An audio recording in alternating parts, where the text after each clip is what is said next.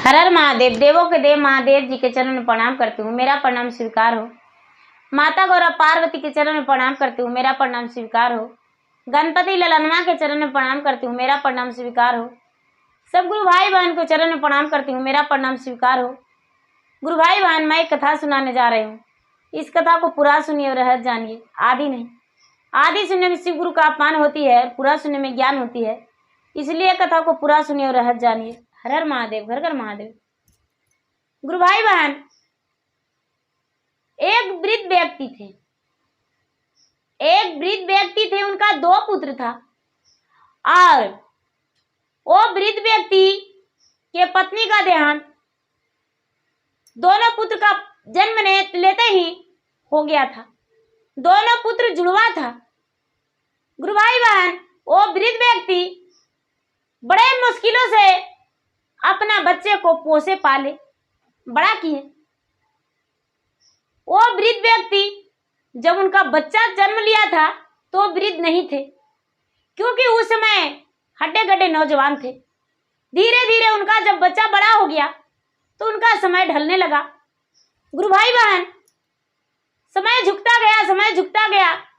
दोनों बच्चे का विवाह वृद्ध व्यक्ति कर दिए। जब वृद्ध व्यक्ति दोनों बच्चे का विवाह कर दिए तो 2 बहू घर आ गई। गुरु भाई बहन, 2 बहू जब घर आ गई तो ये बेचारा वृद्ध व्यक्ति का आंखों से दिखाई नहीं देने लगा, आंखों से अंधा हो गए। जब आंखों से अंधा हो गए तो दोनों बहुएं भोजन नहीं देने लगी। जब भी बेटा आते तो पूछते, पिताजी आपने भोजन किया? तो जब पिता को मिलता था भोजन तो हाँ कहता, और नहीं मिलता तो नहीं कहते। एक दिन का बात है गुरु भाई बहन कि उसके जो दोनों बेटे थे वो गुस्से में कहने लगे, पिताजी आपका दिमाग खराब हो गया, आप भोजन करके भी कहते हैं भोजन मैं नहीं किया हूं। आज दोनों बहुएं ने बोली कि आपका पिता 2-2, 3-3 बार भोजन कर लिए हैं, लेकिन आपने तो बोल रहे हैं कि मैं भोजन नहीं किया हूं। ऐसा नहीं हो सकता पिताजी। यदि ऐसी बात है तो मेरा घर से आप कहीं और क्यों नहीं चले जाते? गुरु भाई बहना, ओ अंधे वृद्ध व्यक्ति ऐसा बात सुन के, अपने पुत्र को बात सुन के सीने में दर्द भर के और घर से निकल गए और सोचने लगे कि कहीं हम ऐसा जगह चले जाएं कि जहां अन्न और पानी मुझे नहीं मिले, कि मैं अपना प्राण त्याग सकूं। गुरु भाई बहना, घर को त्याग दिए। बचपन में मारी रे गईले, निरादान तेरी आवा हो। बचपन में मारी रे गईले, निरादान तेरी आवा हो। अरे पोसी पाली कैली ना जवान हो राम। अरे कहाँ जाई देना, कहाँ बिताई राता, कामा में तेजी परानम हो राम।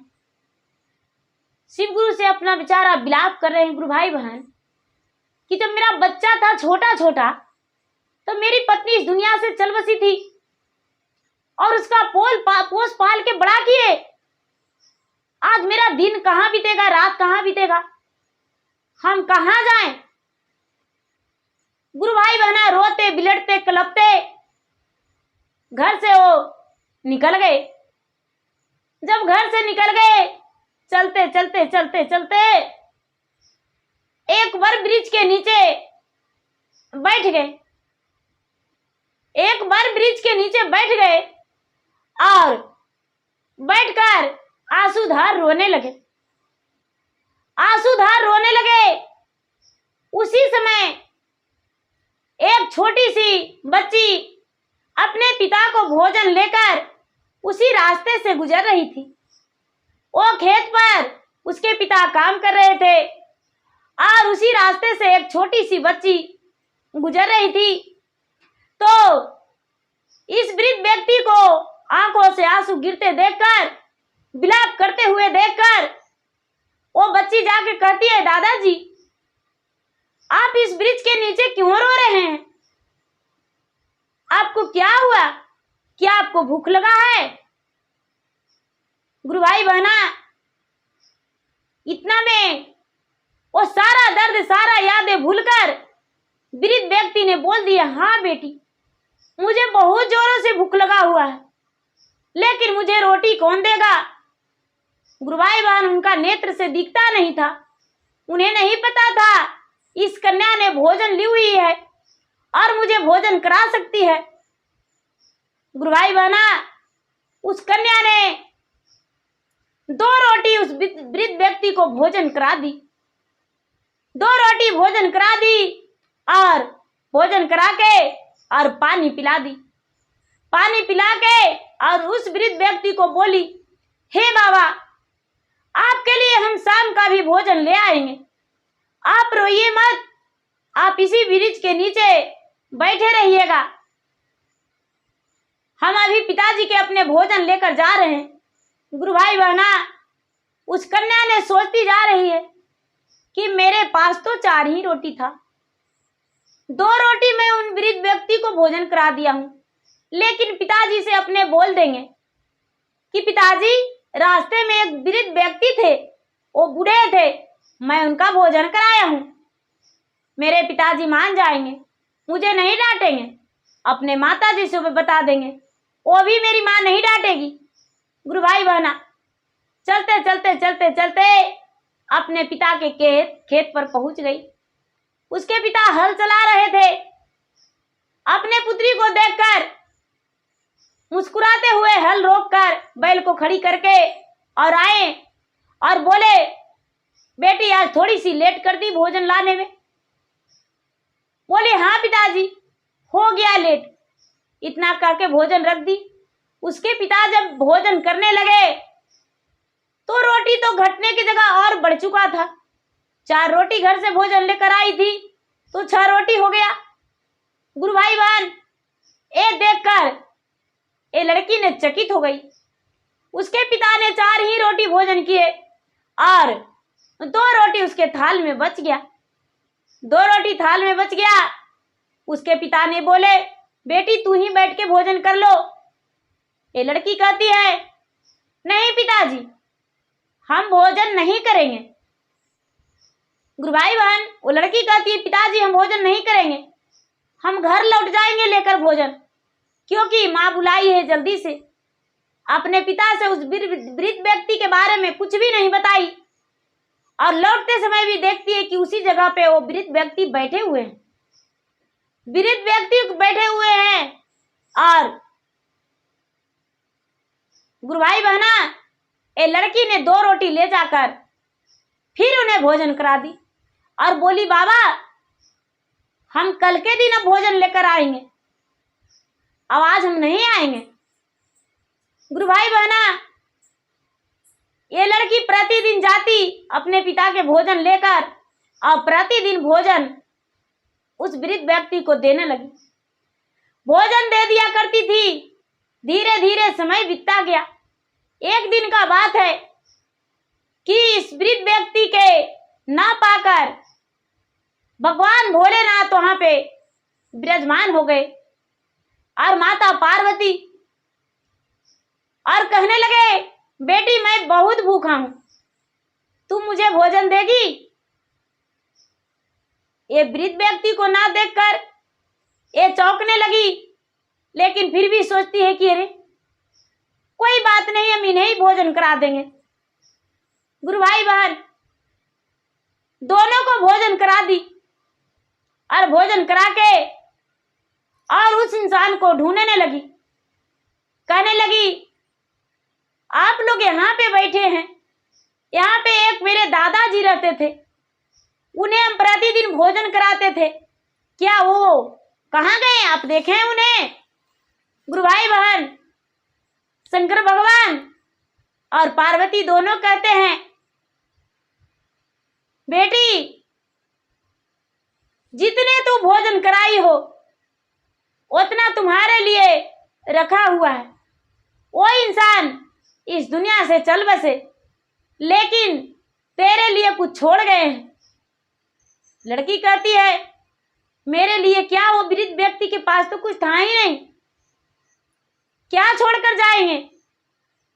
भगवान महादेव कहते हैं, बेटी तेरे लिए एक सोने का थाल दिए हैं, लो। गुरु भाई बहन, ये लड़की ने सोने का थाल पाकर कहती है, हे माता जी, हे बाबा, मुझे सोने का थाल नहीं चाहिए, मुझे वही वृद्ध व्यक्ति चाहिए, क्योंकि वो मेरे दादाजी थे, मैं उनसे बहुत प्यार करता था, मुझे वही चाहिए। वो मुझे थाल छोड़कर मुझे बताए नहीं कि मैं जा रहा हूं। ऐसा आखिर क्या हुआ? मुझसे क्या गलती हुआ? महादेव ने बोले, बेटी इस दुनिया से वो चल बसे। लड़की नहीं मानी। गुरु भाई बहन, जिद करते करते करते करते महादेव ने उस वृद्ध व्यक्ति को सामने लाकर प्रकट कर दिए, सामने लाकर प्रकट कर दिए। ज्यादा देर हो गया, इसके पिता उसी रास्ते से हल बैल लेकर आ रहे थे। अपने पुत्री को वहां पाकर अपने पुत्री से पूछने लगे, और वृद्ध व्यक्ति को भी देख रहे हैं। माता पार्वती और शंकर भगवान भी वहां एक बूढ़ा और बूढ़ी के रूप में बैठे हुए हैं। ये लड़की ने बोली, पिताजी ये मेरे दादाजी हैं, मैं इन्हें अपना घर ले जाऊंगा, मैं बरसों से इन्हें भोजन कराता हूं। और एक इंसान जो दो आए हैं, वो कहते हैं अंतर ध्यान हो गए, वो मर गए। पर ऐसा क्यों कि मेरे दादाजी मुझे छोड़कर चले जाएंगे? नहीं। गुरु भाई बहन, ऐसा बात सुनकर उन वृद्ध व्यक्ति को आंखों में रोशनी आ गया, दिल में उत्साह हो गया, और इस कन्या के साथ घर चले गए। जब उस वृद्ध व्यक्ति को ये घर लेकर गई है, तो अंदर गई है तो देखती है कि इसके माता पिता देखते हैं कि घर में अन्न धन पूरा भरा हुआ है, सोना चांदी से बिखरा पड़ा है, गाय दरवाजे पे गाय गौशाला भरा हुआ है, हर चीज से हर खुशी इनके घर में भरा हुआ है। अब जब इसके माता पिता उस बर वृक्ष के पास गए तो देखते हैं कि कोई वृद्ध व्यक्ति और नहीं जो नहीं है। आखिर कौन थे और ये वृद्ध कौन है? इनसे पूछे, बाबा आप कौन हैं और कहां से आए हैं, ये सब कैसे हुआ? बेचारा अपना कहानी बताने लगे कि मैं एक भगवान का भक्त था, भगवान का प्रतिदिन पूजा करता था और पूजा करता था। मेरा पत्नी भी पुजारी थी, दोनों मंदिर जाते थे, लेकिन मेरा एक पल में समय लिखा हुआ था, दुख लिखा हुआ था। समय में दुख था, एक पल समय में दुख था। तो इसी दुख मुझे जवानी में ही मिल गया, जो कि मेरा पत्नी इस दुनिया से चल बसी। जब अपने पुत्र को बड़ा किए तो मुझे पुत्र ने घर से निकाल दिया, और मेरा जो समय अंतिम समय था उसमें सुख लिखा हुआ था, लेकिन जब पुत्र ही घर से निकाल दिया तो सुख कहाँ मिलता। इस कन्या ने मुझे सुख देने के लिए अपना दादा बना के मुझे घर ले आई है। अब ऊपर वाले की मर्जी मेरे साथ क्या करेगा मुझे नहीं पता। मुझे तो आग चला गया था, लेकिन अब नहीं पता कि क्या होगा। मुझे तो अब रोशनी भी भगवान दे दिया। पुत्री, ये सब मेरे कर्तव्यों का फल है, क्योंकि पिछले जन्म में मैंने बहुत गलत किया था और इस जन्म में मैं पूजा पाठ करता हूँ, इसी कारण मेरा पाप धुल के उतना ही तक रहा। क्योंकि मैं पिछला जन्म में एक चोर था, चोरी करता था, दूसरे के घर मारा, लूटा, पीटी, काटा काटी करते थे।